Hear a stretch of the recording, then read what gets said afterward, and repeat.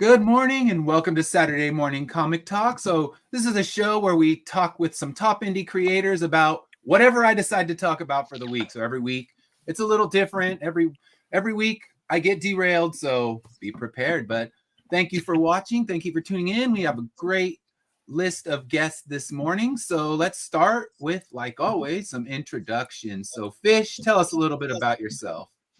Hello, everybody. I am Mr. Fish of Mr. Fish Comics. I am the fastest working man in indie comics.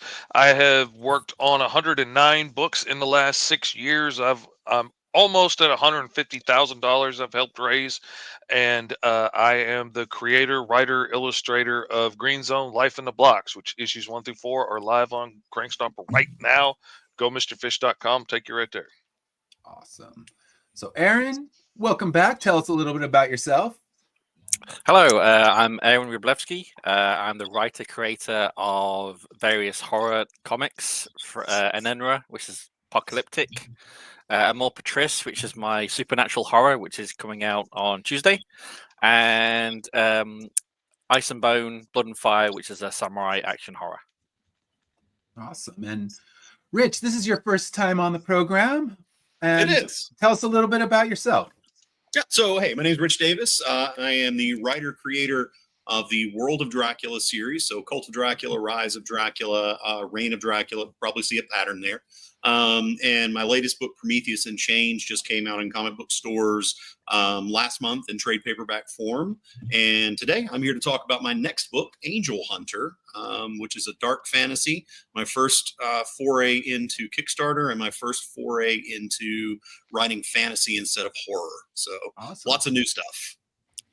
Yeah, so lots of Dracula stuff, which is great because I'm actually doing a Dracula title later this year for my own book, and that's kind of my first thing out of the Immortal Era universe, which is my normal one, and that's Dracula versus Sherlock Holmes. So it's kind of fun playing with someone else's toys and just, writing, but trying to be true to those authors. But that'll be my first venture. But you've done lots of Dracula, so now you're kind of taking it a different direction. Nice. All right. Yeah, Dracula's always fun to write with. Oh, yeah.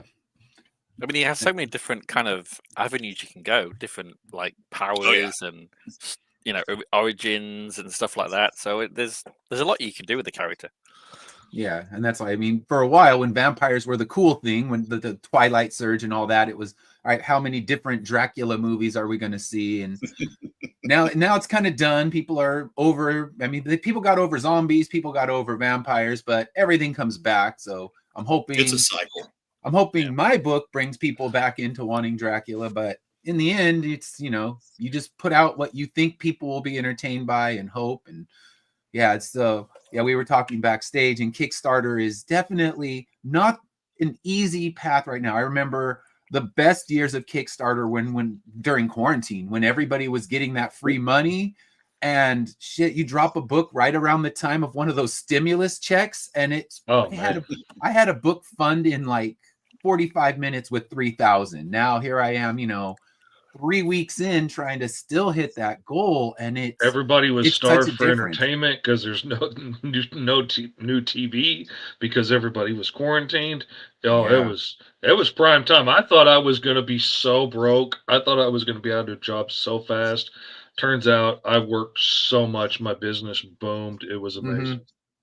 Yeah, and it was the least time you would expect that. And those, I mean, that I did when they first reopened cons, it was the same thing. People just wanted new material. They were flooding the small press and just buying up everybody's. They're just going down the row like, what do you got? I'll take it. What do you got? I'll take it. I mean, you barely had to pitch. So now it's different. You got to work harder to get that, but it's not impossible. And there's still some Kickstarters out there making a killing. So Rich, it's you have a reputation. That's the thing. You're not, the harder thing would be if you're a brand new creator and you want to launch on Kickstarter and you are trying to build your name. That's the rough path right now, but you have a name. So you just want to kind of get those people now to come and get your new product. So it's a different path, and you should be okay. My mom knows it, so I know I'm gonna have at least one backer.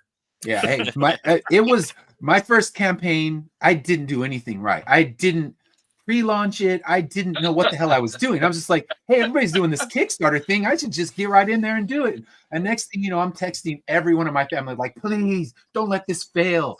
I mean, it's just begging family and friends to help your ass. And then like that. Oh man. You're like, all right, I got an issue too. Like, wait, how many issues of this shit are you going to release? We're not here for all this. Wait, I thought we did this already. Yeah. Like, we're not going to keep saving your ass. You better figure some shit out between now and the next campaign. Mm-hmm. So, yeah. Oh man, those are good times. So yes, begging family and friends. It's a one-time strategy, and use it, but don't. They won't let you abuse back. it. Yeah, that once you get a one and done, and then they're like, no, we don't even actually read comic books. Back the hell off. So. That's when you start reminding them of all the favors you've done for them over the years. Don't you remember when I hurt my back moving your couch? You remember all that free babysitting we did? Come on, you can afford a T-shirt. Come on, that's worth a $15 comic book. Pony up. Yep. And if they're watching right now, they're probably flipping me off, but that's okay. I still need $300 to fund, so remember that. I'm honestly legit surprised how many like just friends and family still regularly back everything I do. Like the first book or two, I was like, oh, that's sweet. I really appreciate that. But now like 15 books of my own in, the fact that some of them are still getting like all of the swag and the t-shirts and the posters and stuff, I'm like, dang, I really appreciate that. I did not expect you to be that involved, but thank you.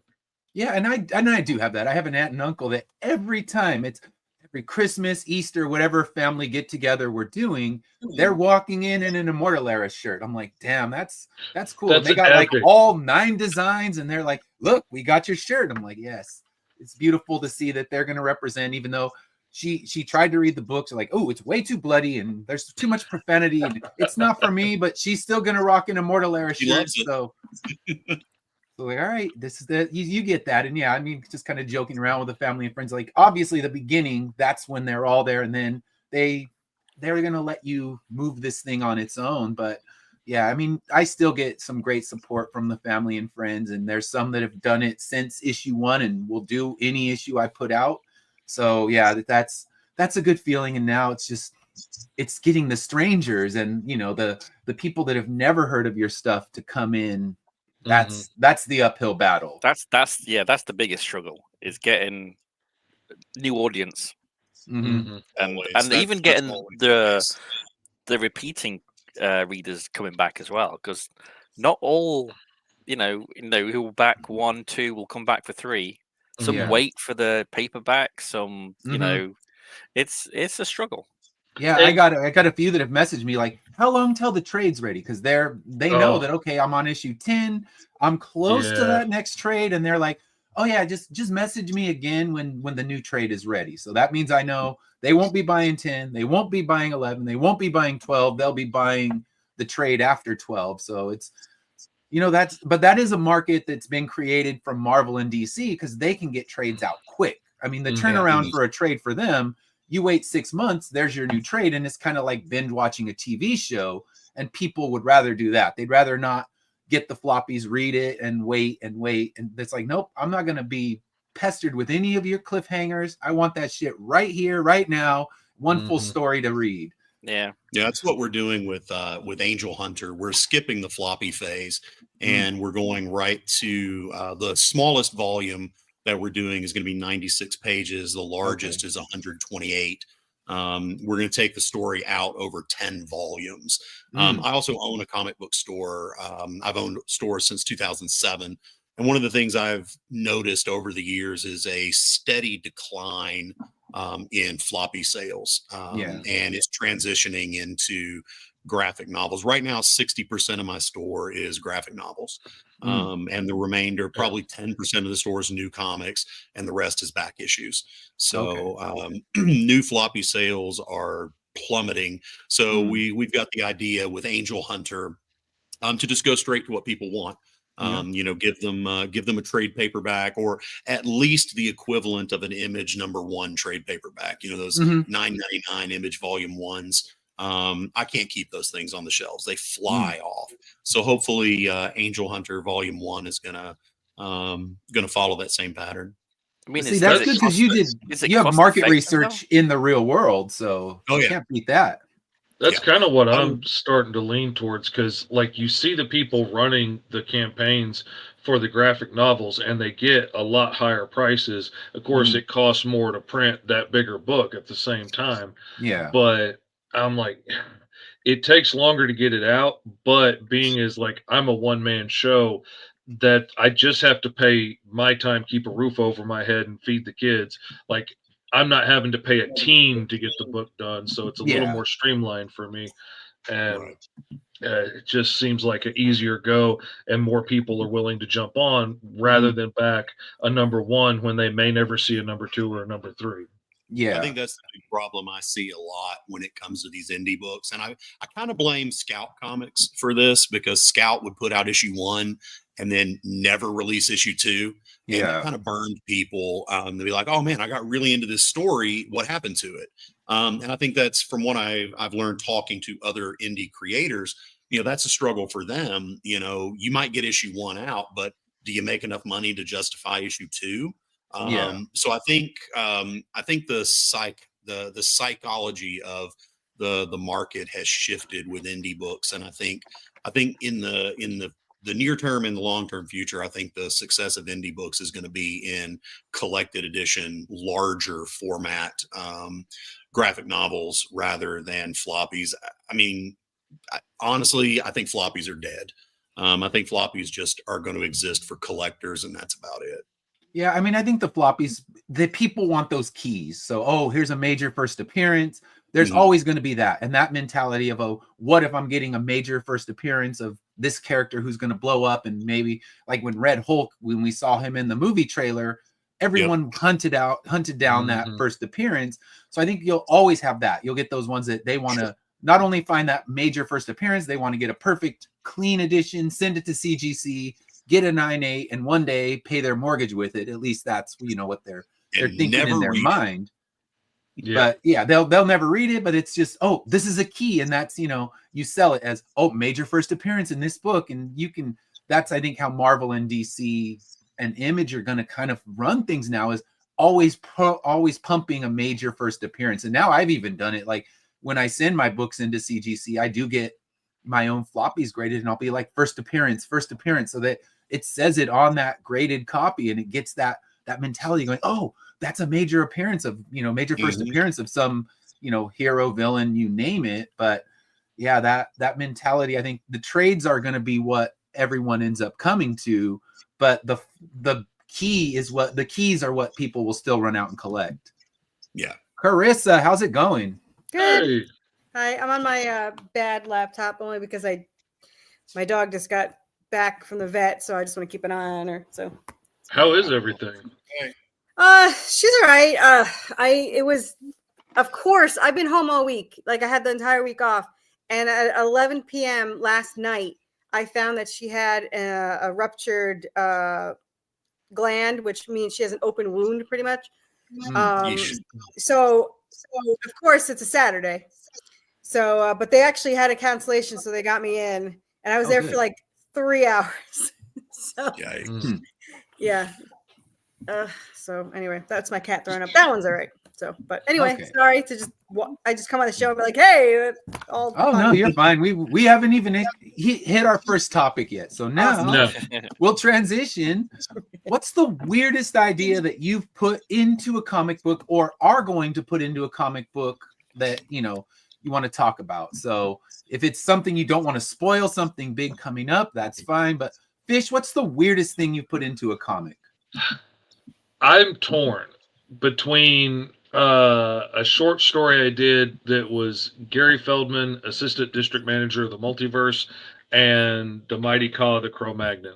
Because the Mighty Ka was just purely a pun that I woke up out of a dream laughing at the pun of Ka, the Cro-Magnon, a big bird barbarian. Mm-hmm. And now there's 4 issues in a source book and all this stuff. It took off. It was a lot of fun. Just he's so chaotic and bloody. It was just crazy fun to do.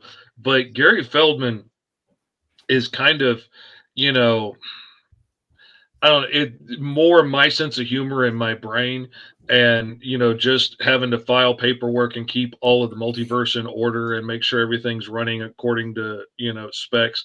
And then when Cthulhu is about to go into the public domain in one universe, he has to go like kill that Cthulhu before he becomes public domain, and people start sticking him on everything from bumper stickers to crocheted hats to Lego sets, and pouring all this psychic energy into this unknown, you know, entity, and you know, letting him become a big world-ending threat. So he has to go out and kill him first, and it's just it's so funny, and I loved it. Yeah, that's awesome. Because yeah, you can play with so many public domain things like that. It's like, don't let them get to public domain. Spare the world. We don't want to have to see them everywhere. The Cthulhu shirts at Hot Topic. Don't let it happen. And it plays with the fact that I kind of used to low key hate public domain characters, and now I kind of love them because I've worked on so many projects with them, and I've been swayed to the other side now. You've converted over. Yeah, I see the value now. So, Rich, what's your weirdest idea you've put in a comic book? Psychedelic roller disco in hell. Nice. That would do it. That was the weirdest, not the coolest. This is definitely weird. So, yeah, in Rise of Dracula, I believe it was issue 3. Well, back a little bit. I created these characters called the Ruthven sisters, Ellie, Babs, and Lara, based off of the old myth of Lord Ruthven, the vampire. These were like his great granddaughters. They were also vampires. And I thought they were going to be like little one-off characters. You know, I was going to use them in the book for a little comic relief, and that was it. But I discovered I really enjoyed writing them, especially Ellie. She was a lot of fun. And so I ended up just kind of going down this rabbit hole with them. And one day I was driving around and I was listening to an EDM remix of ABBA's Dancing Queen, which that's weird enough already. And I got this idea in my head of, you know, a psychedelic roller disco in hell. And I put the Ruthven sisters in there, and they're having fun. Like one of Babs had her, she's basically a disembodied head because her body is now in the possession of a scientist named Victor Frankenstein. So she's in hell. She's just ahead. The other two are there. And they just have this really long comedic scene that ends up, you know, I keep going back to it throughout the book. So it was weird, but it also became one of my favorite. It might actually be the best part of Rise of Dracula. Honestly, it was just so much fun to write. It's cool. And I have a decapitated head and character in my book too, so gotta love that. They're always fun, aren't they? Oh yeah. So Carissa, what's your weirdest thing you've done in a book? I think the weirdest I did maybe was Anubis, you know, the god of death, playing fetch with a hellhound.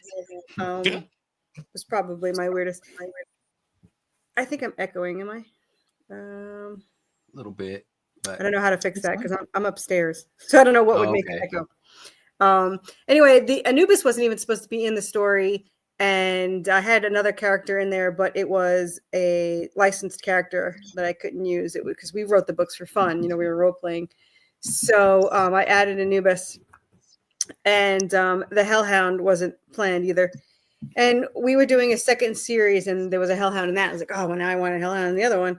And it wasn't in the story. I was doing the scripts, and I'm like, I'm just going to have the Hellhound bring him a stick. And then Anubis is like, what is this? And throws it and brings it back. So it looks so cool. And now he, for the first, not anymore, but for the first series, the first set of books, he would just carry a stick. The wolf would just carry a stick wherever he goes. And Anubis would just randomly throw it. So it has to be. And I was just like, why am I putting this in here? And I was like, it looks cool. That looks good. But it was just really background weird stuff like that. Yeah, it was just, that's so fun. It looked so good. It was so casual. And then to put it in another one, and I think he even had the characters some random characters being like, "Why is the large dog playing fetch with the smaller dog?" And he's just like, I wanted to say it's like Goofy and Pluto, but I was like, that's kind of licensed. Can't do that. Yeah. I was like, yeah, it reminds me of cartoons. Yes, cartoons from the Mouse House. Yeah, there you go. So yeah, I think that would have to be the weirdest thing. Cool. That's fun. All right. So Aaron, what's your weirdest idea you've put in a book? I'm boring. I don't have any weird ideas. I really had struggled when you put the list on. It's like, what is the weirdest idea you've had in a book? And I'm like, I can't think of one. I'm not weird like you guys. Maybe that makes you weird. Yeah, that's what makes you weird. What are you talking about? Yeah, you're judging Aaron. Like, I'm not I have strange. no like idea what's weird about a guy with the first name Fish. That I don't see anything weird not. there. Yes. Yeah, I really struggle to think of. I mean, I've got like cool scenes which I'm really, really pleased with, like the one in Ice and Bone that's coming up, which is funded. There's like a death scene in there that I really. It's the first one I actually wrote for the whole Ice and Bone series, so I am really looking for. It's my favorite death scene in the whole Ice and Bone, so can't wait for Ezekiel to finish that. No spoilers, but it's gonna be kick ass. Awesome. I love that series. Yeah, I'm struggling with the weird. Okay, so you keep it normal. You're the normal guy in the room, so that's good. You can ground us because I'll go off the rails. And that's weird. Unless my version of weird go a couple so episodes warped. ago and listen to Fish tell about his childhood shit, and you can keep us all sane because that was one. I think that's still one now my favorite topic we've ever done is crazy childhood stuff, and we're all lucky to be alive. That's all I can think. Everyone in that day, we should all be dead multiple times over, but here we are, still alive. Yeah. So I got a whole story about that too, but I won't bother you right now with it. So for me, my weirdest one, it's not complete yet, but when I got invited on Lori's Karen show, I wrote an entire backstory for myself. Like I didn't understand the assignment. Just go on and be silly. I'm like, no, I'm gonna fucking write an entire backstory for a character that I'll play while going on her Killer Karen show. That's all just a goof. But no, I took it way too serious. And then as I'm out doing my run, I finished recording the show, and all of a sudden I'm like, damn, I can make a whole series out of this. So my weirdest thing is not yet published, but it will be called Karen Hunters, and it's about how Karens spread. They create other Karens by their spittle, and that's why they were so opposed to wearing masks. So they didn't want their spittle couldn't spread. So they're creating this legion of Karens to take over the world, and there's a group of select hunters who are immune to their spittle, and they're going to go out and try to kill them, and they all pose as managers in different stores. So that is my weird ass idea. It's all noted out. I've written it's going to be 8 issues, 4 issues on Earth, 4 issues in Hell, because that's where Karens are born. And yeah, that's my weird ass thing that's coming for issue 1 later this year. Now, if we're talking written, I wrote a story with my daughter on the way back from a doctor's appointment one time about our Chihuahua and her asymmetrical nipples and her being cloned, and everybody wanting to get a copy of this dog because she became internet famous, and everybody got a copy of this cloned Chihuahua with the asymmetrical nipples, and everybody's carrying them around in their little cases and everything, and then everybody gets one, and the consistent shaking at the exact same tempo from all these cloned dogs ended up throwing Earth off of its axis. Oh, so that's probably one of the weirdest stories I've ever heard. There's your weird one. Yeah, mine, that one, it's I actually have hired an artist for my Karen story, so it'll happen. And then the weirdest one that's now, neither one's in print yet, but the other one was the one I wrote when I was in the hospital experiencing eye floaters that had obstructed 40% of my vision, 17 hours in a waiting room. And I wrote out a very crazy story how eye floaters are actually parasites that take over your brain and make you serial killers. And all of this as they do entirely in a waiting room. And then the shit that happened to me that was real, like I walked out of the hospital after a horrible day, and I got chased by a homeless woman who was telling me I wasn't real. So it was very weird, but I'm like, this story is writing itself. Holy shit. This is the easiest story ever written because all this is happening in real life. So that one, 2 weird stories coming out this year that were birthed out of opposite things. Like one, me just overthinking going on in a podcast, and then the other one, just a hellacious day. And what else are you going to do when you're sitting for 17 hours in a waiting room but write a story? Why not? Yeah. You got nothing else going on, really. So a lot of the weirdest stuff that is in Green Zone is stuff that like actually happened to me, and then I'm just twisting it and turning it, and then you got like 8-foot-tall lizard monsters shooting blood out of their eyes, but like it's all stuff that really happened, just put in a crazy context. Yeah, and that's you found 8-foot-tall lizard monsters that spat blood at you. Yeah. Where the hell did you hang out on Friday night? It's actually a real lizard that does that. You can come to where the action is, man. See, now when I come out for Nashville, I got to make the detour to Arkansas because that's where the real shit happens. So I'm telling you, you want the real stuff. You need to hang out in that parking lot down there by the Kroger's in the middle of the night where all the kids hang out. That's where the action happens. That's where the crazy stuff happens. There, in fairness, there is a the short-horned lizard that shoots blood from its eye, so it's not that Horny, crazy. I used to play with them all the time as a kid. I did not stress them out to the point of shooting blood, but I absolutely love. I've never seen it in person. I've only seen it in videos, so I don't know what it looks like, but it's probably pretty weird. Yeah, That's very weird, but sounds awesome. yeah. I don't even think I watched it in videos yet, but Fish has his character who does it, and that's I guess a lot of things that we get that we put in our books, even though the books are crazy fantasy, they're rooted in something from the real world. So it's like I didn't go into Green Zone expecting to make it a book full of furries, but when I was thinking about like the mutations that you might actually get, if anybody could be born a mutant, and like what mutations would you get? Like there are people that can fly and there are people that can like shoot lightning, but I thought it would be much more logical and a lot more likely that you would like say have spots or pointed ears or horns or claws or fur, and Tail would be nice. so I took things from the real world and put a lot more of that in than there is, shooting fireballs out of your elbows. So like there are like legit superheroes and stuff, but most of the people just have weird anomalies. And I ended up with a whole lot of furries that I didn't expect, but it's been really interesting. Not what I went in wanting to draw, and it was very challenging to learn how to draw like, a guy that looks like an ibex from all these different angles, but it's challenged me and I like that. Yeah, now you got to go to furry cons and sell it there. I really should. I'm missing an opportunity and I need to do that. That's a whole audience you can unlock right there. I'm sure there's Facebook groups he could find to advertise in. Oh man, once I go to the Green Zone After group? Dark books and the whole adult content, I'll get profile if you're going to join those groups. Yeah.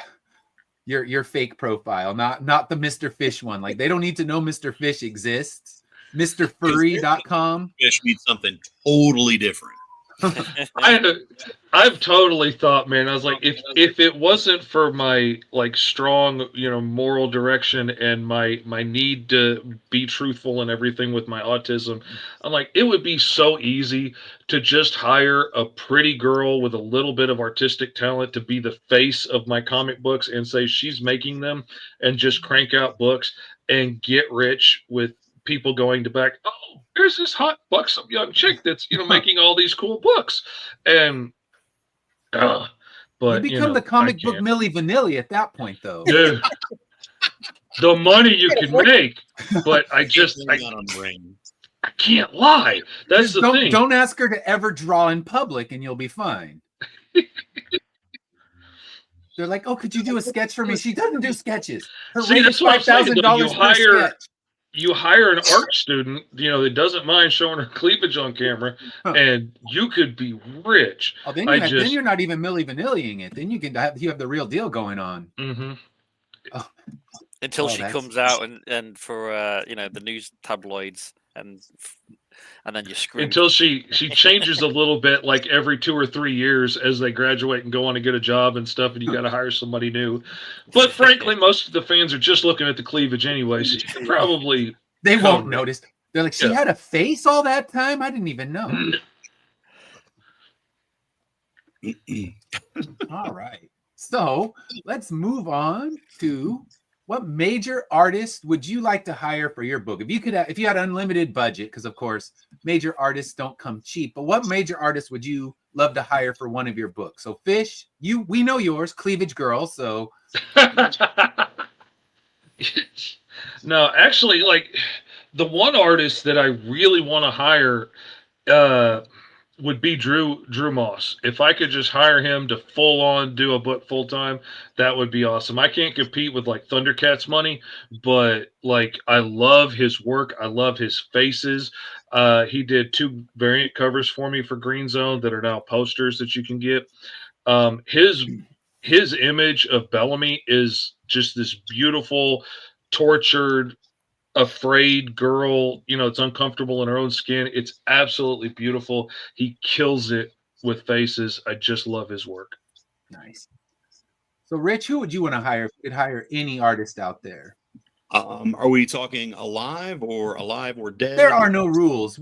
Alive, dead, you name it, we're good. Okay, well, it's probably going to be be a very obvious or ridiculous. I don't know. Bernie Wrightson. I adore, as a lot of people do, I adore Bernie Wrightson's art. It was one of the first things that really drew me into comics when I was a kid. I've always liked the darker and the fantasy stuff over the superheroes.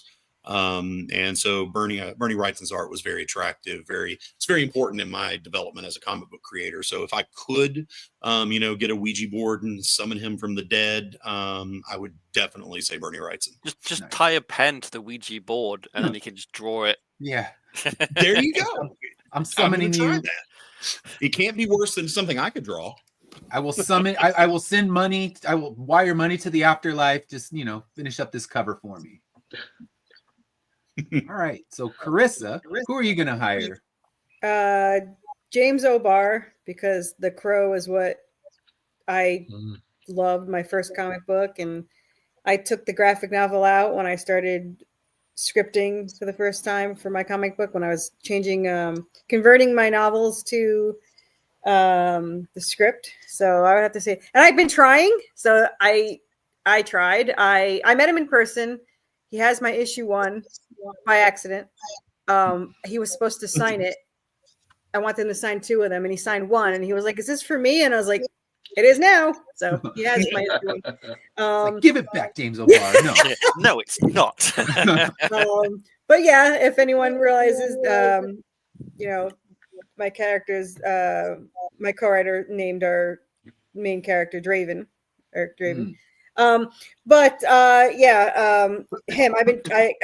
emailed. I wasn't smart enough to ask in person. I completely was starstruck, so I forgot to ask in person. But I've tried email. I've tried to contact his agent just to get like a cover. I don't even care if it's a sketch, but never got back to me. So hey, keep trying. You never know. He may just one day be like, you know what? She keeps bugging me.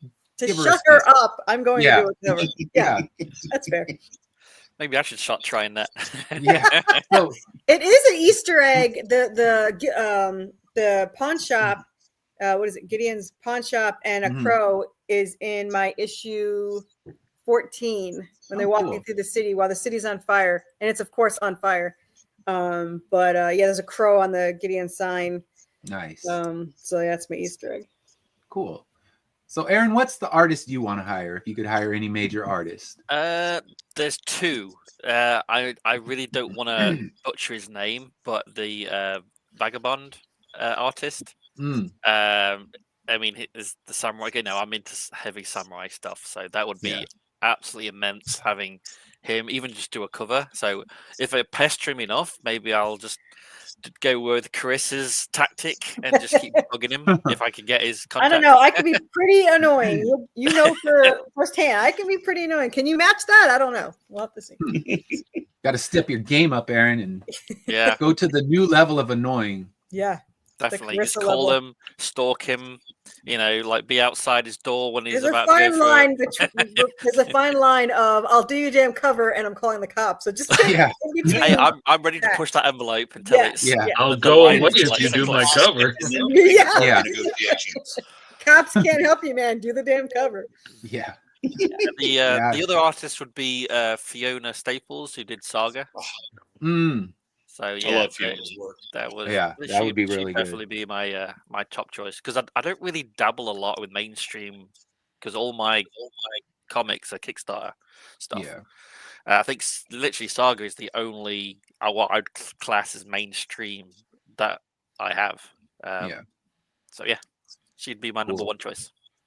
Yeah, for me, I think I'm going Rich's way. I'm going beyond the grave, and I'm going to bring in Al Feldstein, because I love what he did for Tales for the Crypt and all of the EC stuff. And that's kind of the books. I mean, the first comic I ever read was a Spider-Man book, but the books that made me just a comic fanatic were old collections of EC. Just reading those horror books. I mean, I guess it was kind of the Goosebumps of my time, what I found. And kids always love scary stories, and they were scary, they were a little edgy, and I just loved it. So if I could get Al Feldstein to do a cover, I would. And I met him at cons numerous times, and I think it was like $300 for him to do a sketch, and I never paid it. Now I just regret not doing that. But I would love to have him do, like, when I'm doing the Dracula Sherlock Holmes book, I would love to have him do that cover, like Al Feldstein doing vampires on his cover. It would be amazing. And then for living, it would be Alex Pardee. He did a big series of baseball cards a few years ago where he made all the baseball players monsters. And I'd love to see him do a cover for my Karen Killers book, where we got a Karen monster done in an Alex Pardee style, because it's someone I see him at cons a lot as well, and it's rare to find someone who's also a gigantic baseball fan and a comic nerd. So I'd love to have him do one of my things, like he did his baseball card series of monsters. That'd be awesome. All right, so let's talk about our last one. Carissa, when I wrote it, you were not a guest, so I would normally keep the music off the show. You purposely annoy me then, because I don't do music. Yeah. Okay, well, annoying you. We'll just go with that. I never aim to annoy any of my guests except for Aaron, and in that case, I've succeeded. So, what's some music that's inspired your work directly? Maybe even if it's something as simple as you've named a character after a song or something like that. So, Fish, is there any music that's directly inspired your work? It's weird, but They Might Be Giants is probably the biggest influence on everything that I do. And you wouldn't see it directly, but like, it's one of my favorite bands. It's like fundamentally one of the bands that like makes me who I am. I listen to it all the freaking time. And every time somebody's like, oh, what song would you want to play in your like epic fight scene, in a movie? I'm always like, you and your racist friend, because it's like it's so poppy and upbeat. But I would just love to I think of that song all the time when I'm doing fight scenes and bashing people's heads in and stuff, and I love it. Nice. So, Rich, any songs that have influenced your work? I can't say a specific song, but I can definitely say a style of music. Music plays a huge role for me when I'm writing. Generally, when I'm writing a scene, I'll have a playlist of 3 songs that I put on loop. And I found that EDM remixes of different songs is very conducive to creating for me. I think it's the repetitiveness of the beats. It almost hypnotizes you, And so, like I was telling you when I was writing Rise of Dracula, the EDM remix Dancing Queen. So I really do enjoy those. I think those put me in the mindset to create, and like I said, the repetitiveness, it's hypnotic, and it kind of maybe helps me zone into what I'm doing. Yeah, that's I can see how that works because I kind of use the same kind of music when I'm writing. It's no lyrics. It's very kind of repetitive because lyrics throw me off when I'm writing. So yeah, EDM would be good. And yeah, we know your EDM dancing queen led to your weird and amazing Scene in Hell. So definitely works for that. So Carissa, is there any particular song, even though it's not your wheelhouse, that you can say has kind of popped up in your writing? Probably the Crow, the Cure. Their songs on the soundtrack are probably the most fitting. But you know what's funny is when you said that about the lyrics. So if I'm writing, I can have any kind of music on, like words or whatever. But if because I don't read it while I'm writing it. But if I have to read it, which could be a little bit of dyslexia, but when I'm reading it, like if I'm ever going to read it over, which I hardly ever do, I have to have nothing on. So it's kind of funny when you said that because I can't have the lyrics on when I'm reading, but when I'm writing, I can because I'm not really. I have to have music going when I'm drawing. When I'm writing, I can't have the words and stuff going because I can't think that part of my brain and listen to the music. Yeah. I don't think when I'm right, so I'm good. So Aaron, any song, any music that's inspired directly into your writing? I listen to like soundtracks when I'm writing. Generally, Gladiator, Tron, a bit of Last of the Mohicans. I did purchase the Rebel trailer the day we choose to die. I kind of just have them on a mix and repeating, and I just kind of listen to those as I'm writing. Especially if it's a battle or a scene, I'll choose like the Gladiator, the Barbarian Horde or something that kind of get you going. That's generally what I kind of listen to. Okay.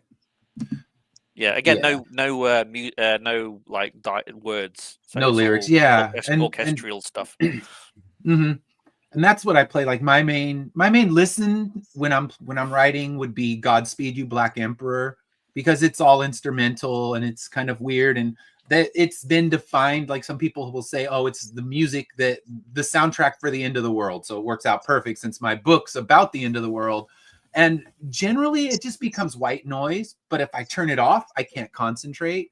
But as far as a direct song that I put into my book, it was this one by Thursday. So this was one of I talked to the band and got the back cover, and they have this song, Paris in Flames. And some of the lyrics from that song had always kind of resonated for one scene that I was writing in the book. And that was where he's saying, discard this message, throw the bottle back in the ocean, rip this page from the history books, smash all the street signs, erase the maps, forget my name, forget my face, because it's going to rain and it never ends. And that's kind of the world ending lyrics that I thought would be perfect. And when I met the singer of the band and he's like, yeah, go ahead, use it in your book. He cleared it with the lawyers and everything. That was great, because even though it wasn't when I was writing, I always had those lyrics in my head, even though I was listening to something different. Yeah, and it's really annoying when you can't use the actual lyrics in. Yeah, and a lot of times you got to dance around them. But this guy, he's like, no, do it. I reached out to because the Kasabian Fire is like a little bit in Enenra, the 5th issue. Yeah, and I could use the title, but I couldn't use the lyrics. Yeah, so I was like, damn it. I spoke to all of them. I spoke to whoever owned the rights and everything, and they're like, no, you can use unless you tell me how many you're gonna do and how and give me some money. And it's like, well, I don't know how many I'm gonna do. Yeah, because it's gonna go to Kickstarter. Yeah, could be a lot, could be a little, but yeah, I mean, it was that's the thing is I've reached out to other bands and most of them are the same kind of thing. They want more. And all he said was, you can print it as much as you want in the book. If you want to make it shirts or something else like that, then you have to get another set of clearance. And we then take some of the money.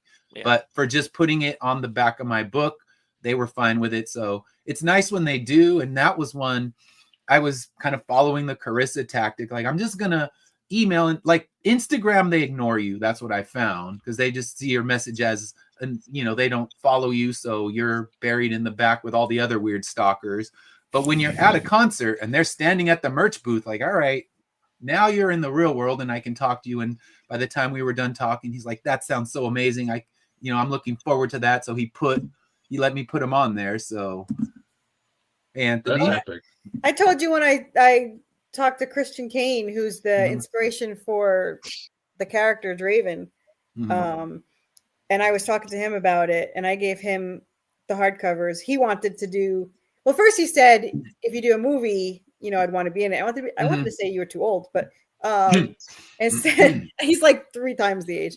But I was like, well, what I would love to do one day is an animated series. And then he can voice it. Yeah, and then he goes, well, then I could voice it. And I was like, yeah, you can. And I want it in writing. So I was like, but it's just funny because somebody else, this was like a meet and greet, and somebody else was like, oh, the pay would be shit or something. I was like, fuck you. But he goes, it's a passion project. You don't charge for that. And I was like, even better. So, like, I owe you a lot. Yeah. Perfect. So, yeah. All right. So let's move on to talking about our campaign. So I know I said if you can write a clickbait, like a kind of a clickbait. What was that? I forget my own I didn't know there was words. homework. I didn't do any homework. No, there's Yeah, I no didn't do any homework. homework. So Fish did homework. I did homework. So like a clickbait title that would describe your book. So I'm going to put Fish's up right now, and then he can tell us all about his book. So I'm going to pull it up actually. So give me just a minute to share the screen. Yeah, I've been trying to hone this down to as short a pitch as I can possibly get it, because now I'm pitching several of my own books. So I'm trying to get it down at the table to like something as short as I possibly can for each one, and then see what you're interested in. So it's when being a mutant is a crime, surviving 5 years on the force is the only way to citizenship. And anybody that's born a mutant automatically loses their citizenship.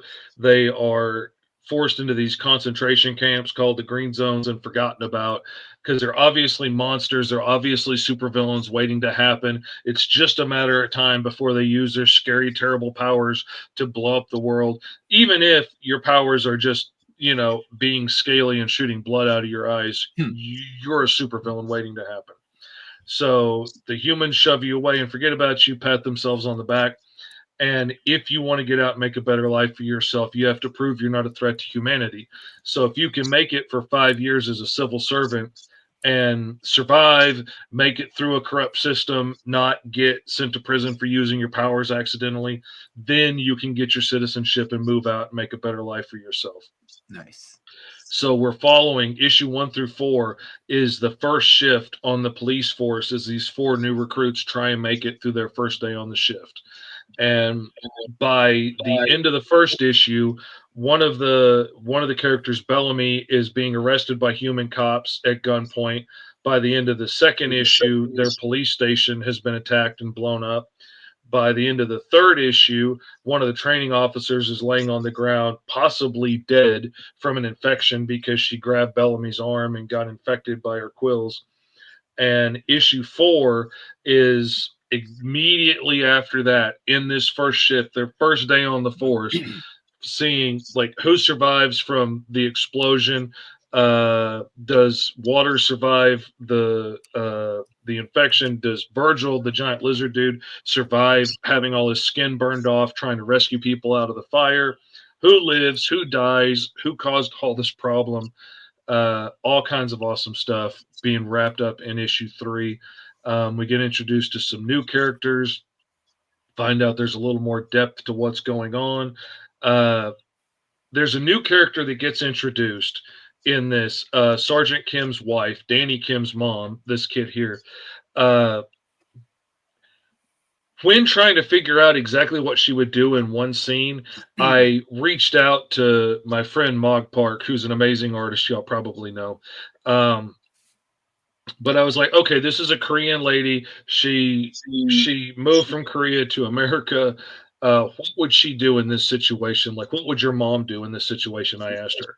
And when she told me what her mom's reaction would be, it completely changed who this character was. And she went from just being a side character stuck in to fill a role and make a point and do a thing to becoming this big complex character that kind of derailed the whole rest of the story I had planned. And it literally had me in tears writing these pages and illustrating them. Like, I was weeping doing this. So I'm super excited for people to get to see it and read it. Nice. Cool. All right. So you are funded. That's a good thing. And yeah, I know we just got funded. Yeah, I know you've been right with me, kind of like riding the flat line. So glad to see you got to that funded area, and now now that we got funded, unlocked. We just released a new variant cover with Sergeant Kim on there. It also has, excuse me, I'm still getting over COVID. It has a green stripe across the top is a throwback to FSK that published the first couple of issues. Good friends of mine.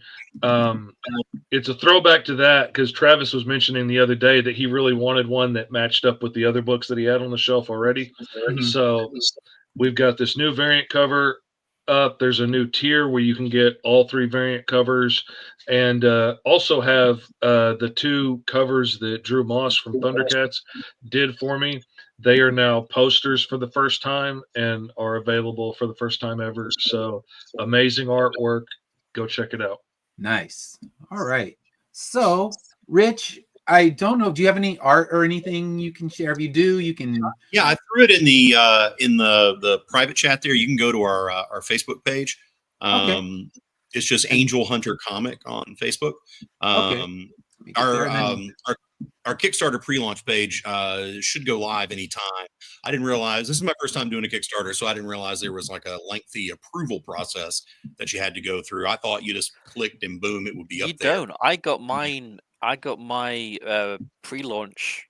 It depends. On before they approved it.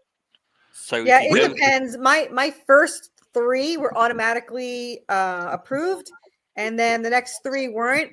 And then after that, if I approve, once I get one approved that takes 3 days, then if I do it immediately after, because you could do up to 6 at once after you do 6, it's automatic. So now I just do a bunch. I get approved and then I do a bunch. So, but yeah, it really depends. I don't think they have any kind of rhyme or reason to why. Yeah, it's arbitrary. You just don't know.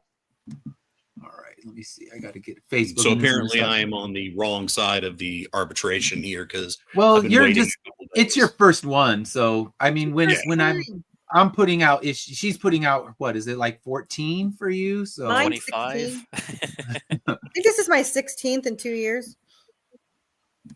Yeah, so they're at that point they know you're not a scammer. So I think it's when it's your first, they're gonna wait a little bit longer. Something again I didn't know when I was launching my first Kickstarter and knowing nothing. I'm like, oh, let me just press that launch button. I'm like, what the hell? They didn't just approve it immediately. So I did it all wrong and got bailed out by the family and friends. So at least there was that. So let me pop up some pictures, and then also you did your little clickbait article. So here are your clickbait title. So there we go.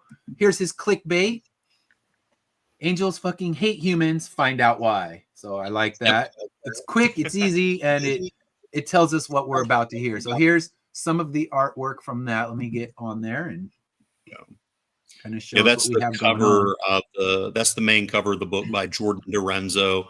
Jordan did the interiors on my last book, Prometheus and Chains, which is now in comic book stores everywhere. The trade paperback just came out last month.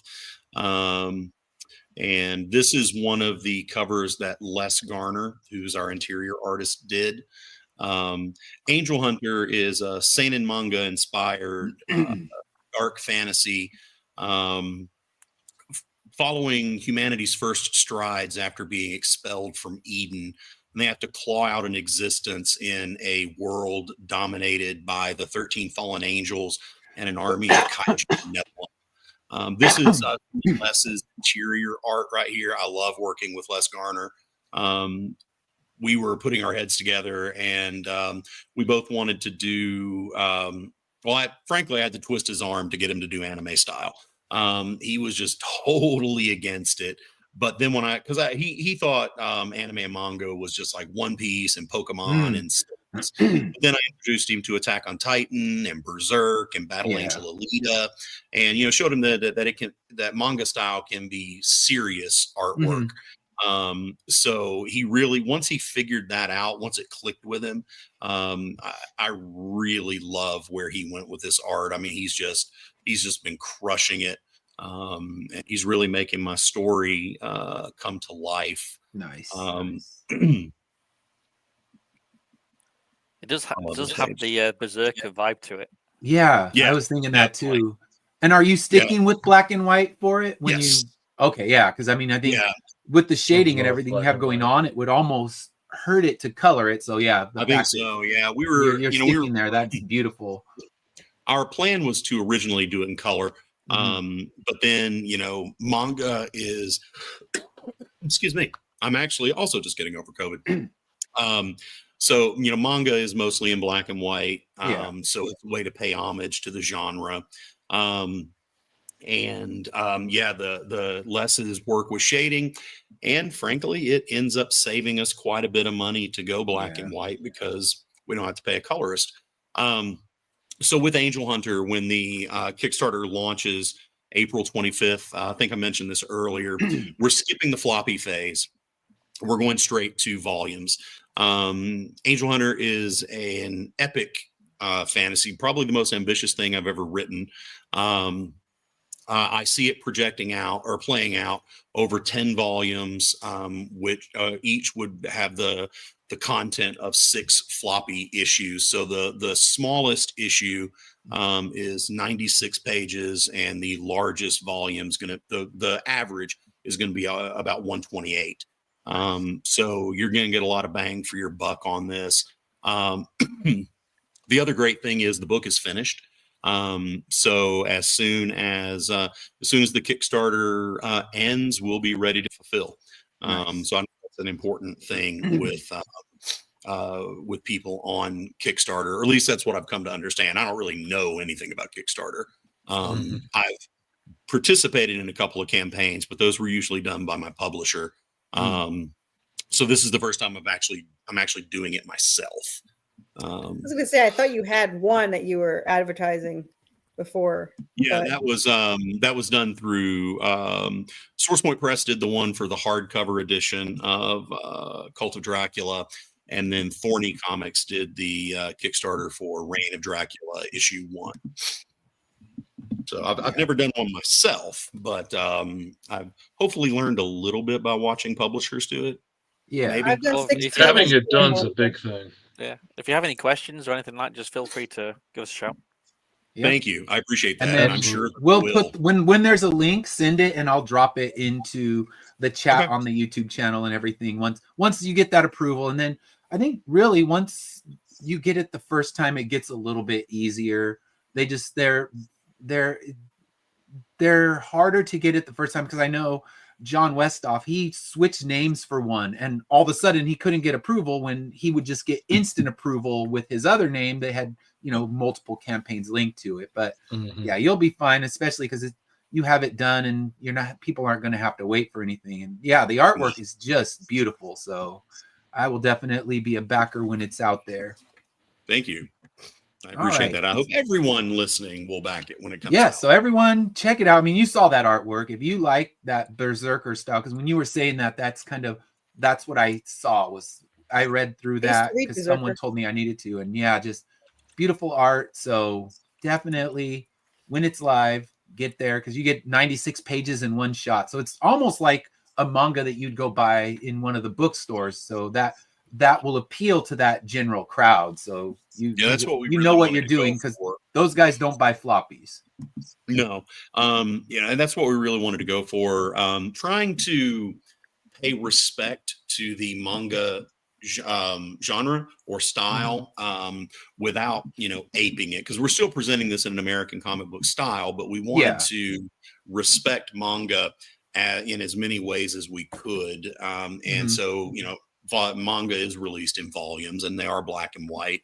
So, it's just a little way of, showing that we have respect from what's inspired us. Yeah. Is this going to be comic book sized or manga sized? It will come out in comic book size. We've considered doing a smaller manga digest size. Les was concerned that it would negatively affect his art. So we'll see how that goes. Cause I was like, it'd be really cool to have it in a manga size. People would really dig it. So I think if volume 1 here does well, I think we'll be able to go back and do that. It always has it as a special add-on. Yeah. That's a good idea. Yeah. Where the main one would be the comic book size, but then you have a manga sized one that you can throw in your add-ons, and then the purists can get it. And I don't know how much effort it would be to do a higher tier with into that backwards manga style, but something else you could look at. Yeah. See, you guys are a font of information and suggestions already. I'm glad I showed up. All right, so Carissa, let me pull yours up. So I just wrote that. I have no idea if that's a good tagline or not, but where's it at? Is it in the private chat? Yeah. Let's see. I'm making it your banner. Let's see. Because I didn't know I had to do there we go. I booked you yesterday because someone canceled, so you don't have to worry about the homework. You are here. We could use it as an excuse. I probably wouldn't have done it even if I knew. Hey, that's all right. You did it now. I'm so forgetful. And I was always the last minute one doing my homework on the way to class. So I would do it during class. Usually the class before the class. But yeah. All right. So there we go. And then let me get your actual link. Well, it's funny because I thought the tagline I thought about because well, in the story, it's on its fun level, it's angels and demons and monsters and all that stuff. But at the core of it, it's got the bond between her and Draven, and between an angel and a demon, and they do hate humans, so he's right. But one of the things is, one of the things with that is her soul, controls. She was created from an angelic weapon, and her soul activates this weapon. The only problem is once her soul is used to activate it, she would no longer exist. So the angels keep pleading with her to give up her soul so that she could save the world and the universe. And she had thought about it, but Draven would never let her. So pretty much they rather just watch the world burn than to give up her soul. So they get called selfish a lot and they don't give a shit. So yes. So that's your guy that plays fetch, right?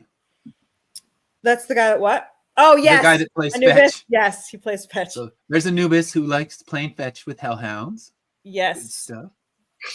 There's a hellhound in there.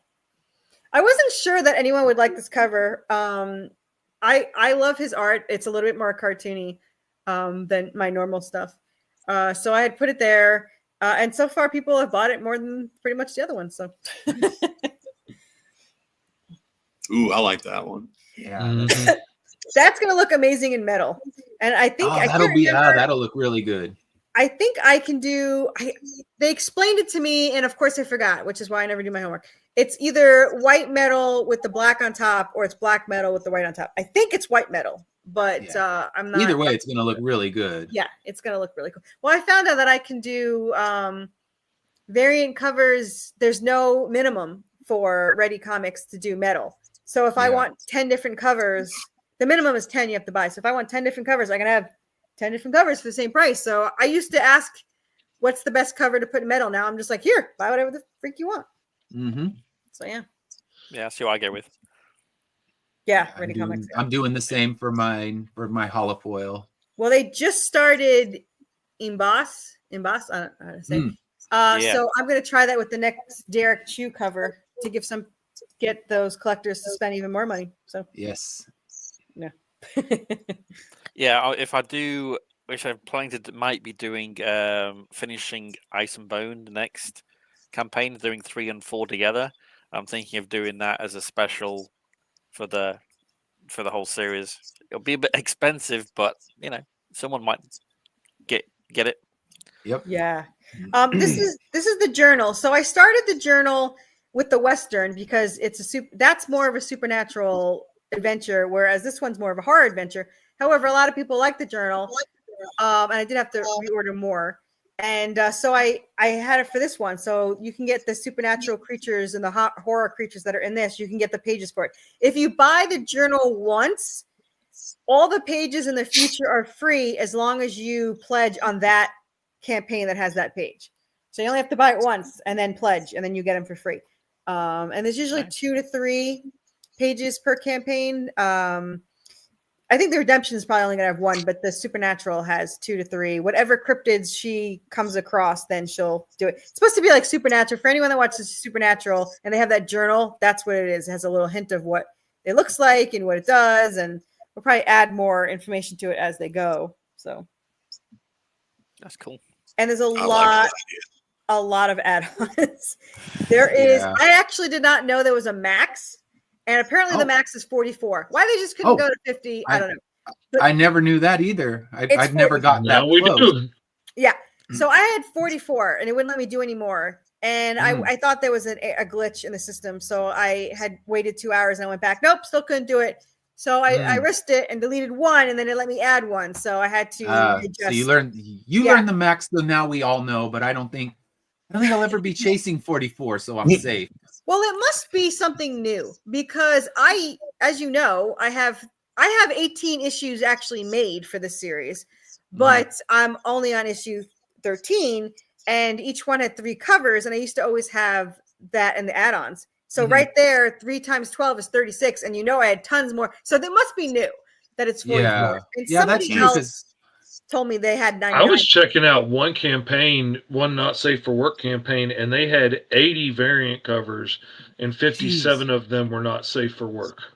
Wow. That's a lot of art. You're paying a lot of artists. I mean, you got to make 50 They didn't pay that much. Pay that back. That's a lot. Like they were really crappy covers, but they made a lot of money because I'm sure they had like $600 tiers for all the covers and stuff. And people were buying them? A couple, but it only takes a handful to. When you have a $600 tier, 2 is a win. They show cleavage. Yeah, So yes, there you go. They had drawn-on nipples, which makes money apparently. The crappiest. We're doing it wrong you over can here. Combine the some of the add-ons. So if you've got like get issues 1 to 13, you could have that as one add-on. Yeah. What I did was I put it's called missed an issue ? And all you do is you buy as many as you're missing, and then in the survey you put which numbers you need. Yeah, that's smart. Oh, that's smart. Well, I like and that. it saved. Of course, now that you can import, which by the way was really cool, import your rewards. Of course, now they made it that I can't import them. That was the whole thing I wanted to import, so I didn't have to import all these issues. But I'm not going to buy the variant covers anymore. So it's like we're going to get rid of them and then just kind of move on. I did a lot of 3D statues. Feel free to not buy any of them because I hate shipping them. I'm definitely fine. Yeah, they got to be so fragile. So that's scary. I hate them so much. Well, his staff is the bane of my existence. So it has broken. It has it's just awful. I hate it so much.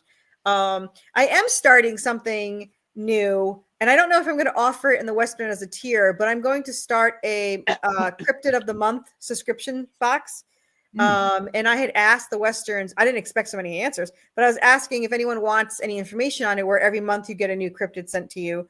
I got 137 emails that were interested. I don't know if they'll sign up, but I didn't even think that many would be interested. And I don't think that I could do more than 50. So hopefully we'll get a couple that sign up, but I'm hoping it's the same merch as my Kickstarters.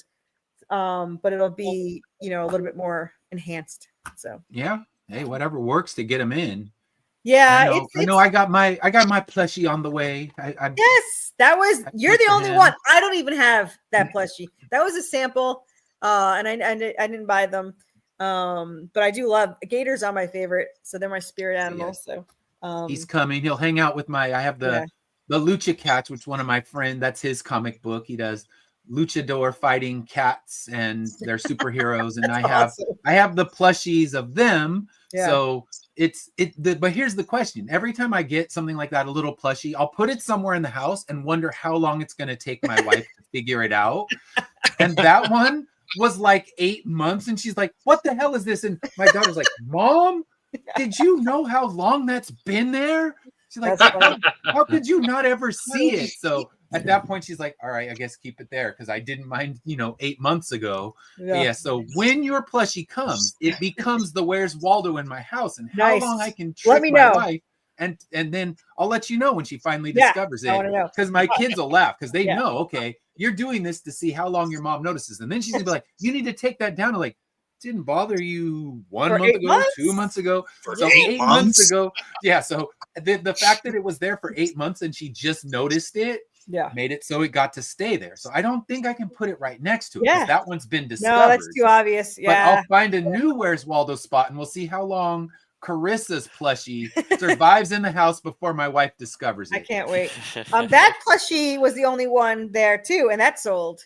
Okay. But I wonder if I should buy more of those. That sold really fast. I didn't think anyone would want. Maybe that's saying something. You need to get. Well, I didn't think anyone would want. It's a nurse. I mean, I knew everyone wanted a nurse, but it's not like you can take off. Well, maybe you can take off her dress. I don't know. You. The person might be trying to undress her, so you don't know. I made sure she has boobs. So because with the Bastel, the cat one, she's supposed to have boobs, and they just did like a top part. So furries will not be happy. But piss the furries off. Don't do that. Yeah, I was like, you have to have actual boobs for her. I did not like the Draven doll. I'll probably put up for sale for the next one just because I have it. They're only the sample, just like yours. They're only sample. Okay. Sometimes I just buy them because I want them, and I just like that. Let's try a sample. Sometimes I berate them and say, you took too long to make my last batch. You have to do a free sample, and they fall for it every time. Right now they're doing 2 free samples because they have my damn hellhounds in customs since like October, and they were supposed to. They forgot to ship it with my vampire chameleon bats, so I got the shipment of 2 boxes in, and nothing else. Rich says that his Wi-Fi went down, so he apologizes. He disappeared. Okay. Yeah. So it just went down. I'll come back as soon as I'm on again. Can you let them know? Yes. Okay. Tell him thank you because I don't know if I'm friends with him. I got to friend him for sure. You should be friends. I met him in person. He lives here. He lives over here. Okay. Yeah. I think someone else got him booked on the show, but yeah, definitely got to friend him. I love his ideas. His book looks really good. So I'm just kind of going through your 44 add-ons over here. Yes, there's a ton. I don't even know if I was able to add them all. I think I did. But yeah, I probably could fill the 44 if I put every one of my CGCs up, but I didn't. So yeah. All right. So that's 44 without back issues because I couldn't put any. So I think if anyone like the Ken Hunt, the DC artist Ken Hunt, who worked on Batman, Superman, Harley Quinn, his cover is from issue 4 is the most popular. So I did add that if anyone wants it. Okay. And I also added Derek Chu's cover and Ivan Tao's cover. So there's 3 you can pick. Otherwise, you'd have to pick the Mist issue. So those aren't even. Yeah. Those aren't even with my issues. Yeah, they're mostly stickers and toys and 3D printed and all that crap. So okay, so I'm going to put the link in the chat. I need to put Fishes as well. Oh yeah. So that way, if you want to back, you can get it. And you need to know this: if you back Carissa's thing, you're gonna have the book as soon as the campaign ends. She doesn't even wait for 7 Kickstarter days to send the funds. She sends the books. That's right. I have to wait. I mean, I would love to promise you Carissa style turnaround, but I have to wait because I don't have the funds to pay for all the shipping. So with Carissa, you will get it fast, and you blink and there's another Worthy Chaos box sitting on your porch. Yes, I am so sorry for how many I do. So like I got told by a good friend, I think Chad told me, he's like, you do too many too soon. And I was like, I have so many made. I have to. Yeah, you gotta keep it moving. Issue 19 cover is being done as we speak. I am only selling 13 now. And I can only do 4 redemptions this year because, like a fucking moron, I started the Western. You started a second series. So I started a second series. So I can only do 4 and 4. So technically, issue 18 that just got done can't be sold until 2026. I think 2026. Yeah. So I'm slightly ahead. And somebody asked me, what if they stop selling by then? I was like, for me anyway, it doesn't really matter.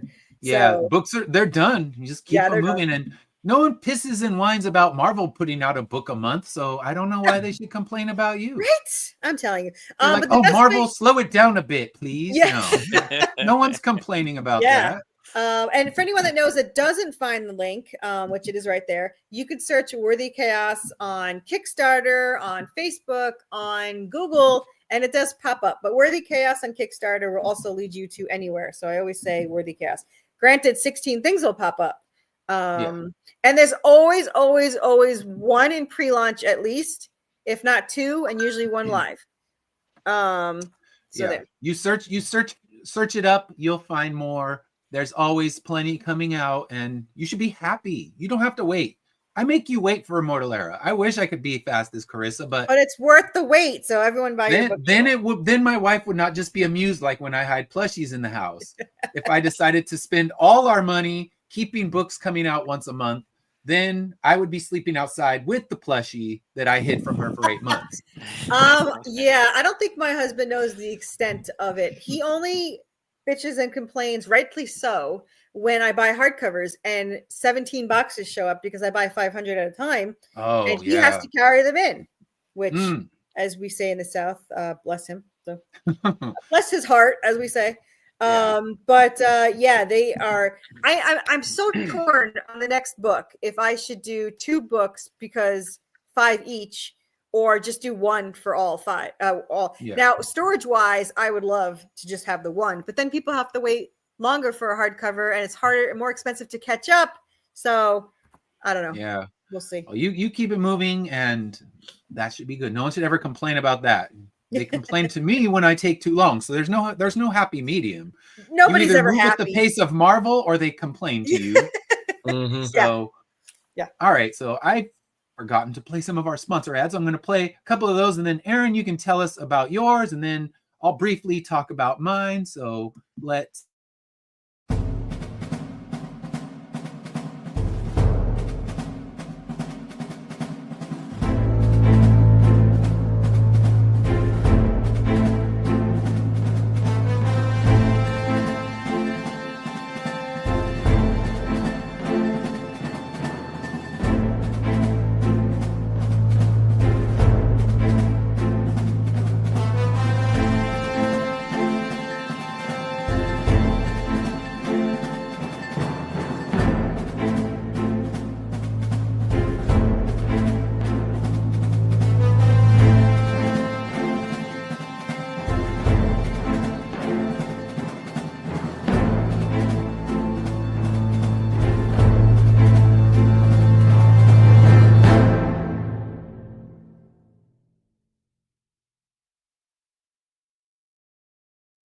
All right, so I'm going to play one more ad, and then Aaron, you can tell us about yours. Yours is still in pre-launch, correct? Yeah, I sent you the preview. Yeah, link. I have the preview. So do you mind me putting that up? Yeah, go for it. It's not going to change. Right. It's ready to go Tuesday. It's okay, late to change anything now.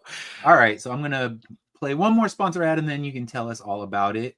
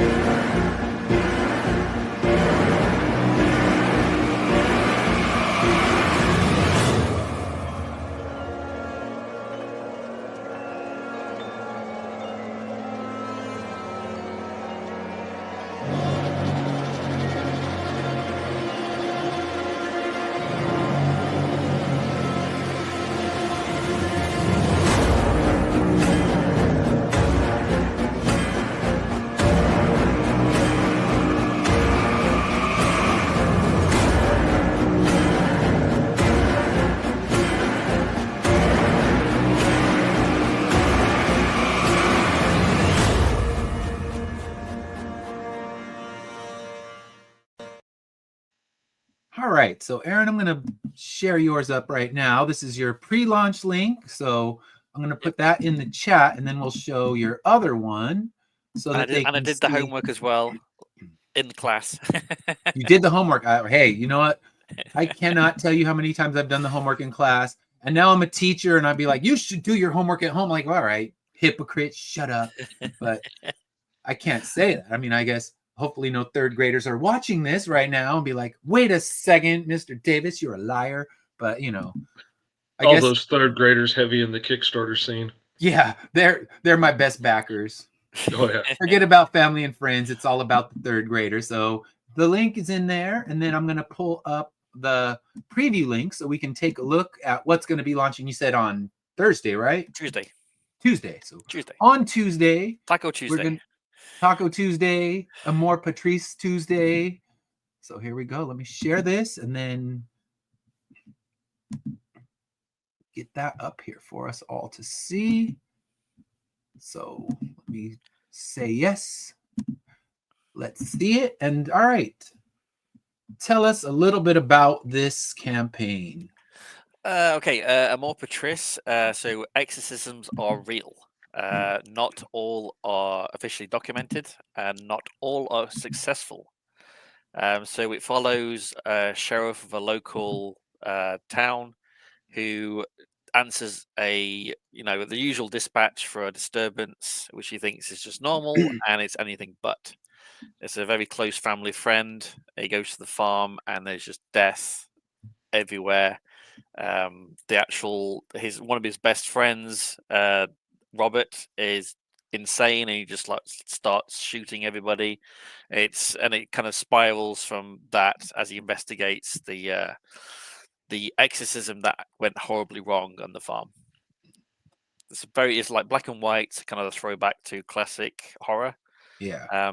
But there is some gore in it, but not too much. It's kind of more tasteful with shadows, and how Hernan Gonzalez, who's the internal artist, his use of shadows is amazing. So it's kind of more suspense, like things in the background, and it gets crazier as each issue comes. Yeah, I love the artwork in this. It's so dark and twisted, and just kind of serves your story well. Because I have it. What was the previous title it was under? It was originally titled The Gray Man. Yeah, okay. So I have the Gray Man one. Yeah. It changed titles because I did have a publisher interested, and they kept saying, people think the Netflix movie, and there was another movie they mentioned. And I'm like, well, if I'm going to change the name, I have to do it now, because I can't do it like halfway through the series. Yeah. So I thought about it for like weeks, couldn't, and I just went, okay, I'll just do it. Do it now. Yeah. It would save so much heartache if I had to do it later. Mm-hmm. So Amor Patrice is Latin for father's love. Okay. So hence the title. So this is a relaunch. It was launched last year and didn't reach its goal, mainly because of, well, I'm hoping mainly because of Thanksgiving and Christmas period. Yeah. So I've added some extra. So the collector kits, they're extra new add-on or new reward tiers, and I've also dropped the price to be in the actual story. So originally it was $300 to be in the story, but now it's $215, but you don't get the artwork. Oh, okay. So they were going to get the original page before. Well, no, they were going to get the character. So okay. I was going to commission Hernan to do the character, and you get that, which is an extra cost. So I've taken that out. So you could just be in the actual series for $215. You can. I put it like a little note that you can actually get the pages as prints if you want. So that's a kind of an add-on if you want to add it. So yeah, these are all the collector covers and metal cards, trading cards you can get. Nice. And I've decided to do a little differently with the comic bundle, that every 10 backers, one is unlocked. Well, like 25, you get 3. Another 25, you get 3. It's like 1, 1, 1. So it's more bang. Hopefully, you get more backers interested because you see what you get.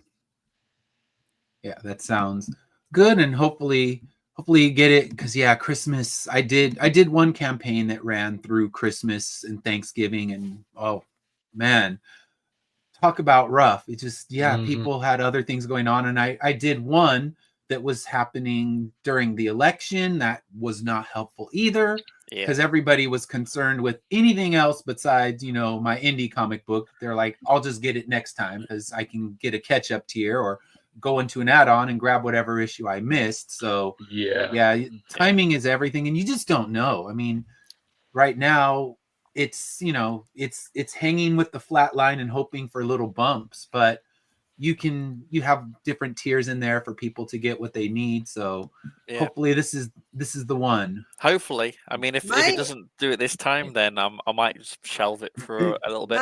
I'll tell you now, this could be just a me issue.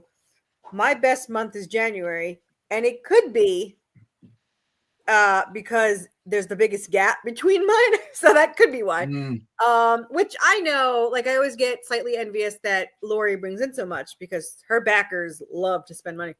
But I have so many so quick that it's hard for my backers to, they're not buying, they're buying the book. They want to read it. And let me get some plushies, let me get some extra stuff. It's like, nope, because I know as soon as this campaign ends, there's going to be the next one, so they're just going to buy a book along the way. But as long as you keep them coming back, that's really the victory. I mean, I don't have cool stuff to sell them either, so it's harder when you don't make custom hot sauce or anything like that. And Lori and I have already thought about, like, we both have books involving the same thing. So next campaign, we need to do some kind of a crossover. I mean, we both have a decapitated head character. How are we not capitalizing on that? And when we have a campaign that's live at the exact same time. Both of ours are live, but it's not my Western. But I will say, this last January was my second most, which was I brought in 5,000, which was a lot for me. And this past one, we all know, was good, but that was because of Derek Chu. So I don't know if that was the month or not. But so far, January has been my two best months. But again, it's the biggest gap because I do a Kickstarter pretty much every month, and then I take November and December off. So there's a whole 2 months. So they're saving up their pennies. So they're going to take those gift cards they got in their stockings and buy some more Worthy Chaos. That's right. Yeah.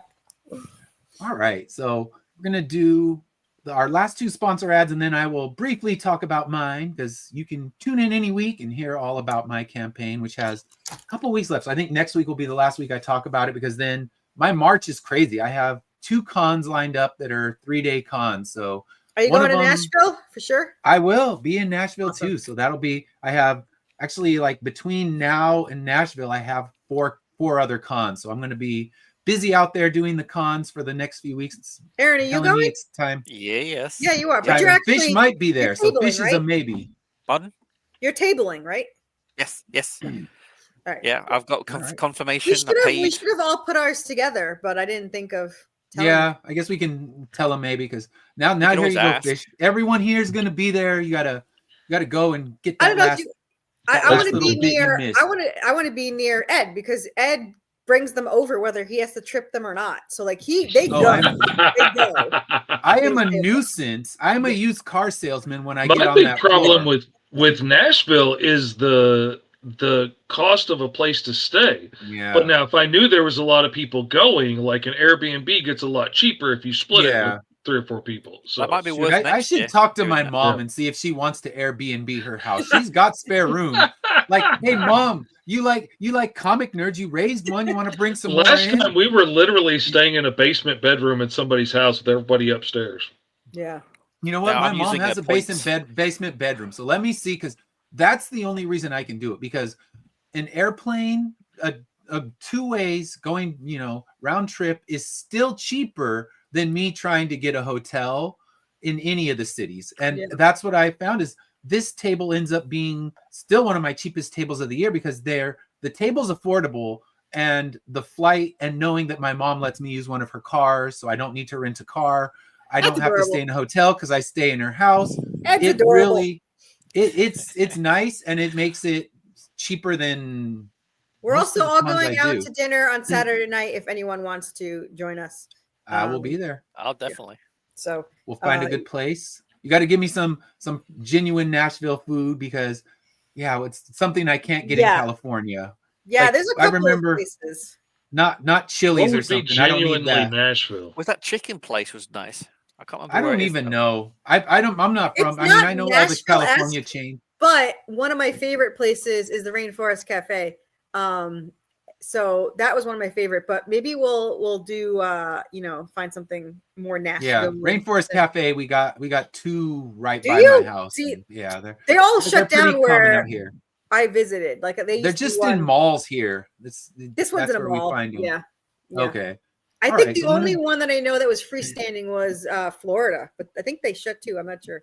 Yeah, they have one in Disney World. I know that. And then there's freestanding ones. I think there's LA and Ontario, so we can get to them. All right, so I'm going to play the last two sponsor ads. I hope I didn't play this one already. Let's see.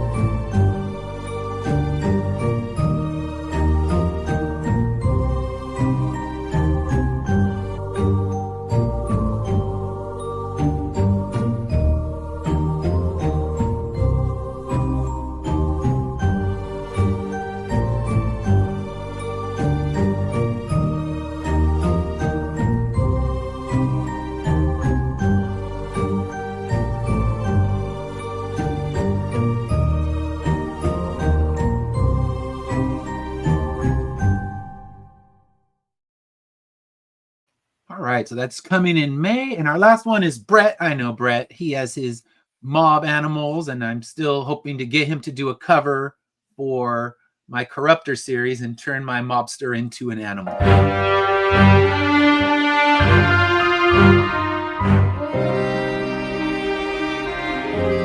Welcome to Based on a True Story, Volume 6, Tales of the Underworld, where true crime collides with the furry, funny, and fierce world of the Dust Bunny Mafia. This brand new 32-page comic reimagines real mafia legends, Mad Dog Cole, John Gotti, and more, through the eyes of our animal mobsters. Think The Godfather meets Looney Tunes, packed with action, humor, and full-color storytelling.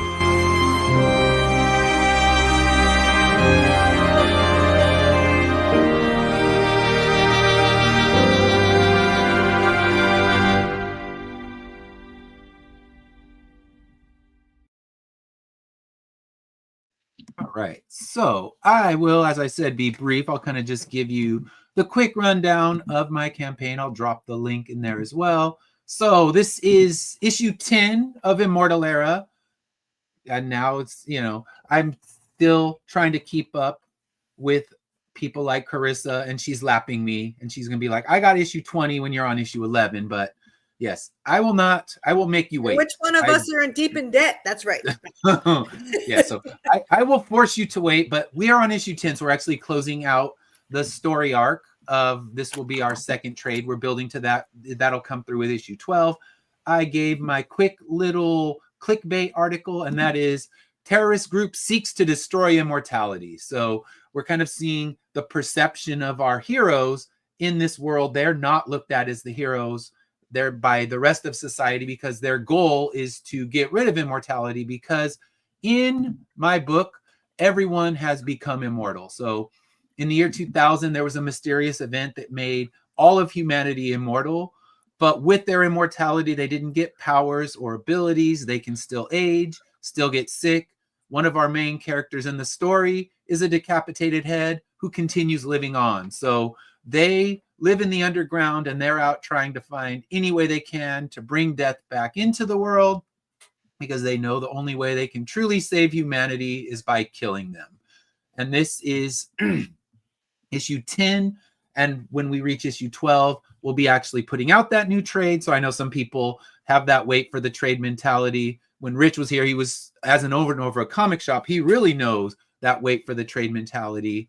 And that's what people do there. The floppies don't sell, it's the trade. So this is leading toward the trade, but we start the issue where the last one ended, we were telling the backstory of this character known as Father, and he's now in the underground looking for his daughter who was taken from him, and he has to encounter these cannibals, and he does not treat them kindly. We get decapitations, we get slicing people apart as he searches for his daughter, who he does not find, but he discovers baby Miguel, who becomes one of our main characters in the story.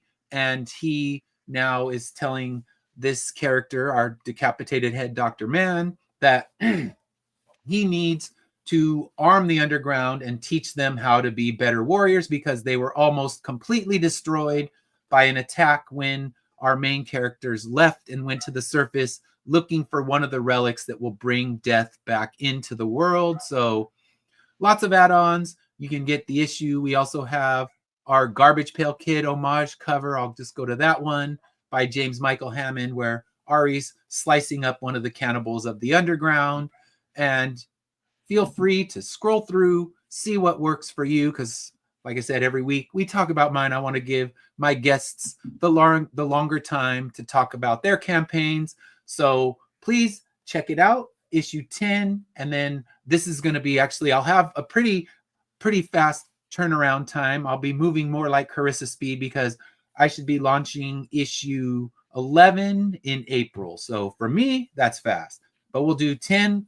The art for 10, 11, and 12 is all complete.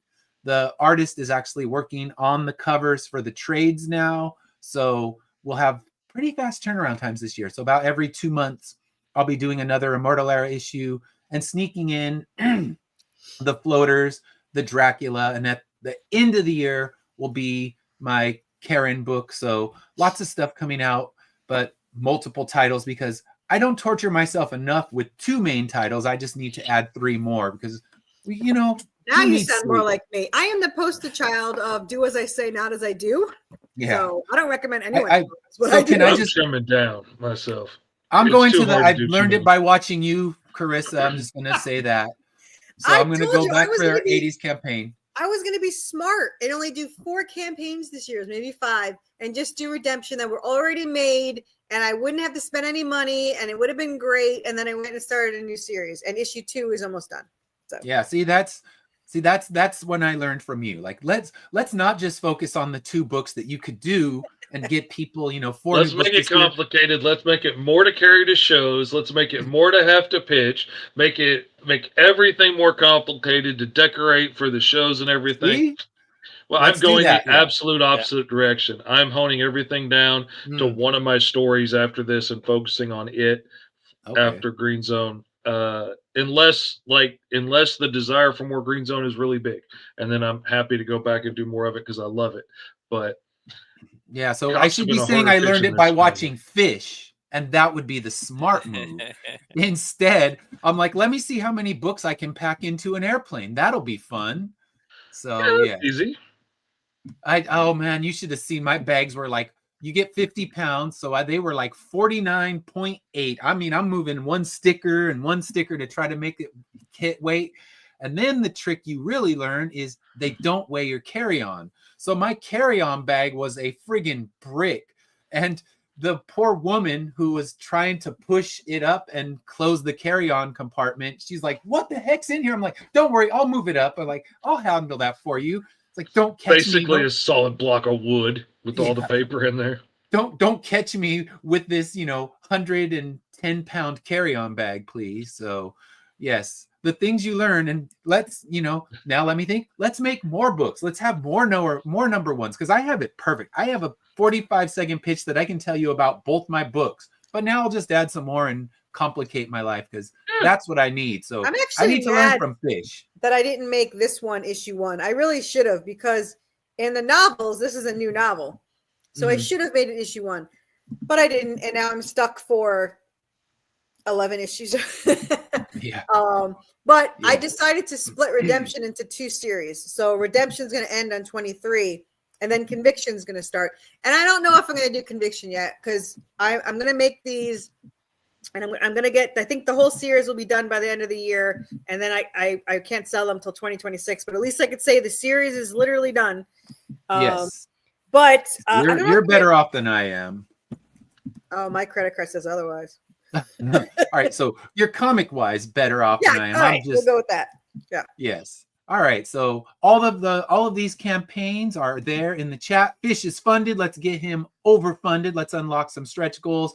I am $300 away, so let's get us there. Carissa's funded, but she sets low goals. So let's get her way overfunded as well again. So, and then Aaron, let's get this one funded. So when it's live next week, just, drop the link in the chat when we're talking on the show, and I'll definitely pop it up and show it to people, because like I said, next week will be my last live show for a while. I'll do a few con walkthroughs, since that's what I'm going to be doing for most of the month of March and first week of April. I have 3 shows in 4 weeks, so I will be out there doing the cons and doing just walkthroughs, but still drop your campaigns in those chats even, and I'll make sure that I showcase them. And let's get Fish to 4,000. Let's try to hit him into that mark so he can keep new books coming out, and let's get Carissa there as well. And of course me, I'll just say, let's get me funded and go from there. So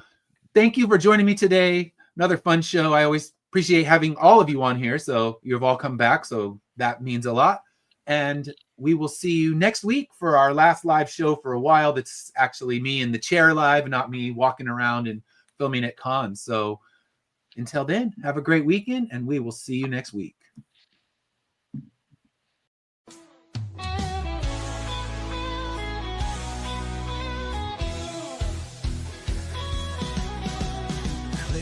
The tube and feel the vibe. Every show you crave right here live. Heroes and villains clash in the night. Madness Comic Network sets it right. Scroll through the list, find what you need. Epic battles and fast-paced speed. From capes to cosmic space delight. Tune in and watch your favorites ignite. On Facebook, share the thrill so grand. On X, the buzz across the land. Madness Comic Network all around. In every episode, joy is found.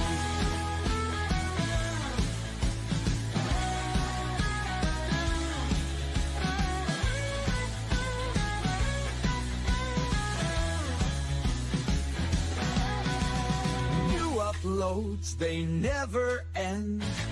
Superheroes and their friends. Catch every twist and every turn. Madness Comic, you will yearn. Stay up to date with every twist. Madness Comic, don't miss a gist. From laughter to tears, every mood.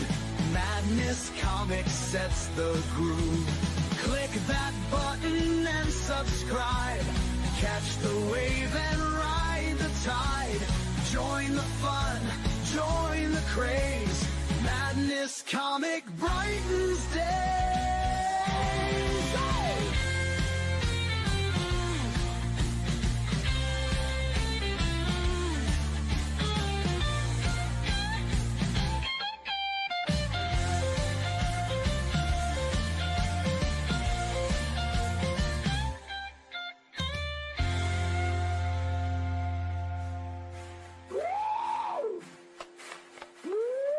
New uploads, they never end. Superheroes and their friends. Catch every twist and every turn. Madness Comic, you will yearn. Stay up to date with every twist. Madness Comic, don't miss a gist. From laughter to tears, every mood. Madness Comic sets the groove. Click that button and subscribe. Catch the wave and ride the tide. Join the fun, join the craze. Madness Comic.